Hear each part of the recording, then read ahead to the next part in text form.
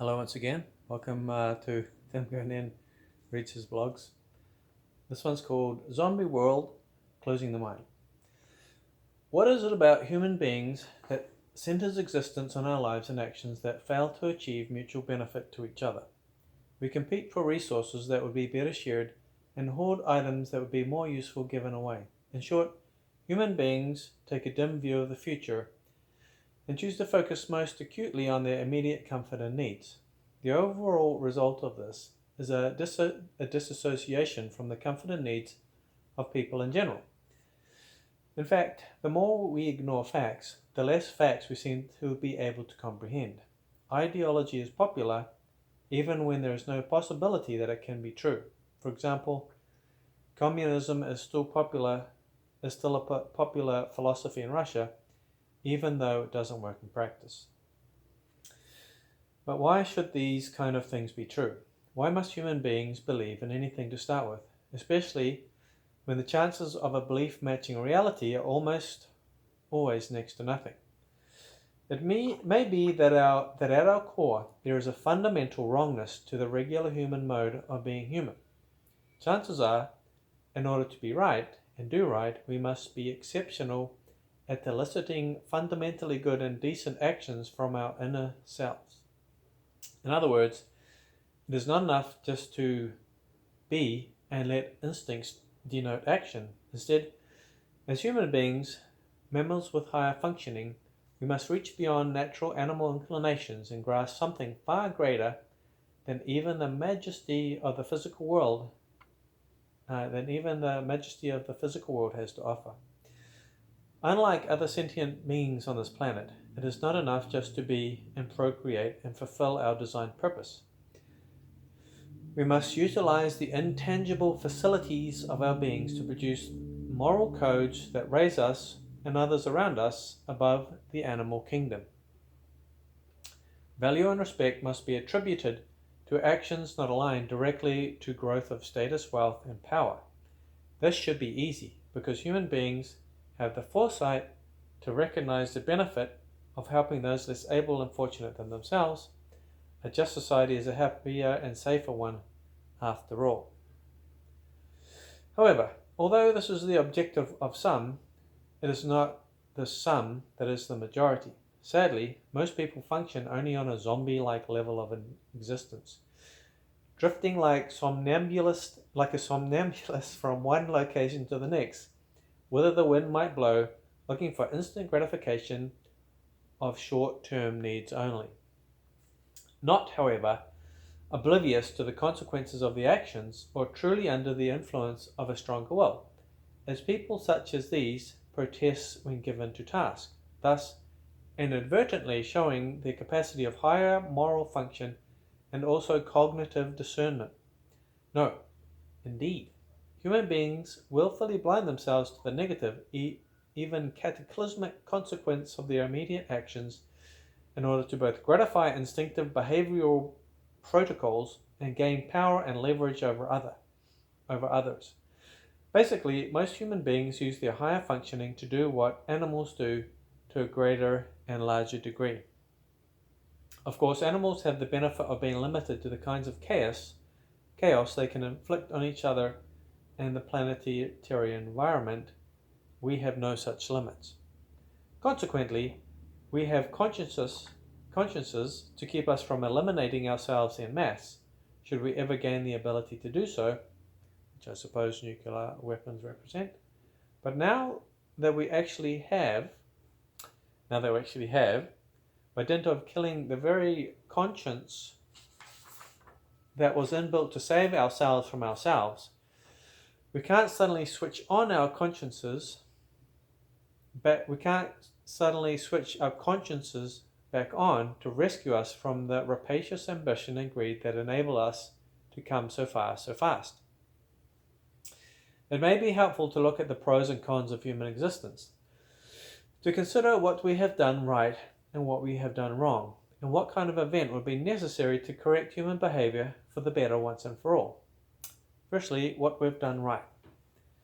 Establishing political systems that attempt to care socially and medically for the less fortunate in our societies. create international laws that set out to govern the usage of natural resources, including forests and fisheries, etc. Do our best to keep an eye on our sovereign neighbours to ensure each of their neighbouring nation states might in turn remain sovereign and intervene when this is not the case, not always effectively or in a timely manner, however. And of course, now we have the Ukraine situation, which shows that nuclear weapons can actually subvert this intention to protect each other, whether you call it colonialism or whatever, but it's a different situation now, I suppose. Attempt to introduce international legislation to limit and eventually eliminate pollution. Encourage philanthropy and charitable non-governmental organizations that address international human rights and needs through tax breaks and tax rebates. Educate ourselves through public information dissemination, thereby increasing accountability as citizens and bureaucrats and make available access to life-improving knowledge. Allow free press and freedom of speech, in theory at least, limited only by prohibiting slanderous personal or communal libel.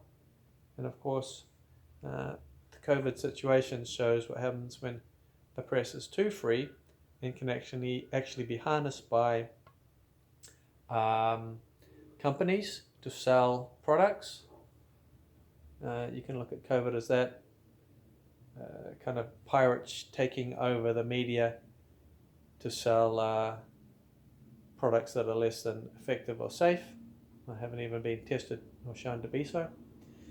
There are, of course, many more things we as human beings have done right that are more than worthy of mention, but these are some of the most important non-zomboidal types of behaviors that we might laud what we have done wrong. Failure to disseminate our more just political systems globally, and failure to govern medical bodies from above-board corruption. In Western nations, pharmaceutical companies act like drug lords, hiding behind government legislation to create and manufacture medicines using taxpayer dollars that cause more harm than good in the short term and increase sickness and disease in the long term. The graft in this area of technological development is so bad that many experts on disease predict the super plague, which would thereby come as a direct result of profit-driven medical research. So ask the questions, why isn't medicine completely in the hands of the government, which is to say the people? Because it's to protect people. It shouldn't be, medicine and care should never be profit-driven, even if it's in the public sector.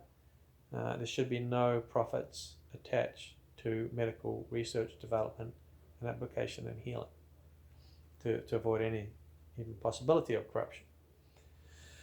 The application of welfare systems and pension schemes, while good in theory, now seems like an abject failure in the light of the fact that Western nations depend on having poorer nations to source cheap labour and raw materials, to build luxury lifestyles of decadence and wasteful living, rather than sensible, sustainable, modest yet fulfilling retirements. Even worse, it is the Western idea to not work for a living yet still enjoy fantastic wealth that is also corrupting third world nations' more communal viewpoint. I'm not sure if I'm still against welfare systems, but this is talking about the application of the welfare systems to make people live in a wealthy lifestyle when they retire. I'm not sure about that. Of course, I think people should share, but saving for your retirement should be possible. And welfare systems should be able to be applied justly. So anyway, added to this, the unfounded theory of overpopulation, based solely on the individualistic notion that more people means more sharing, which individualists hate the idea of, has led to the disastrous application of contraceptive measures as well as laws that allow the termination of healthy pregnancies. The result of this is, of course, underpopulation, that which is, and this is in brackets, the ratio of working age adults to the old, young, and infirm is reaching crisis proportions. And this is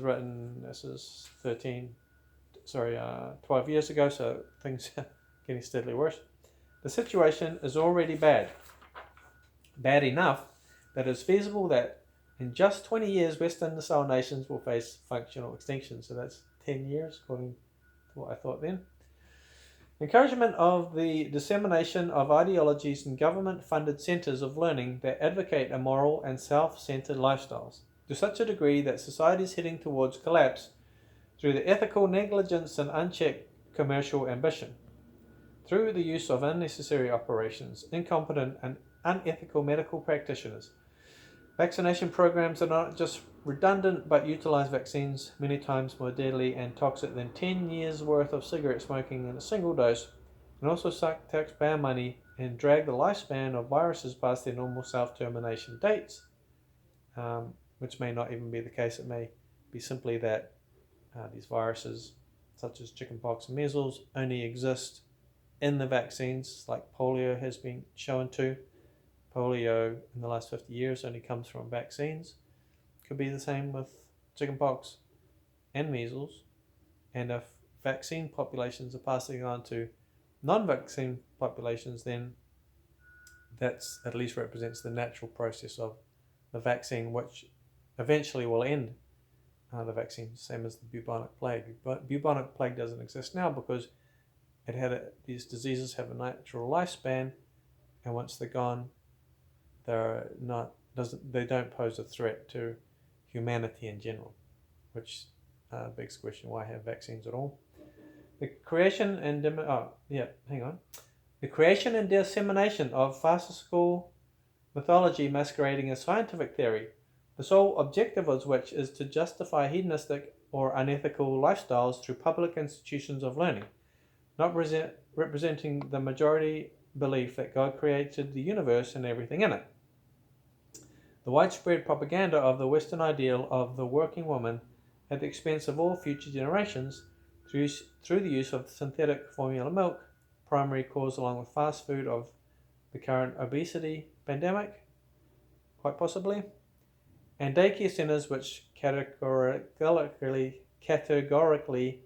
don't care, because they care professionally, but not in the same way that you might care for your own child.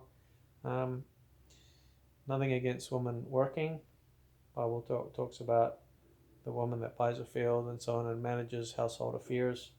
So this is just the idea, though, that I think women would be working and thus miss out on a family life, and not just on occasion, but in the majority of a population. And of course, the farcical mythology, talking about evolution here and other things which are not proven to be so, the scientific theories, but they teach them in school like they're true, which basically makes it a mythology. As with what we have done right, there are many more things that could be listed here, but these are the main causes behind the decline of Western civilization. Bring in the clones. There is really nothing to be done to stop our civilization from imploding. As with all great civilizations of the past, the destiny of our societies has passed the point where it can be managed and guided from within. Anyone attempting to change the course of things will instantly be derided as a pariah, but by challenging any single ideal, no matter how easily proved false, you'll be challenging the foundational mythology of our civilization. Even a person advocating vegetarianism is seen as a freak to be shunned, let alone a person that might dare to follow an alternative diet for medical or religious reasons, someone who practices frugility, or a person who believes that God is for more than just believing in him. A deviant from the common zomboidal herd of brain-eating lemmings marching our civilization over the cliff of history, though never so true to truth and all things good and right, is a target of hatred, sundry labels denoting ignorance and backwardness, and downright rage. The only thing left to do for the wise is to plan an escape route and hope someone sensible will be there after the inevitable collapse of society to pick up the pieces and do a better job next time.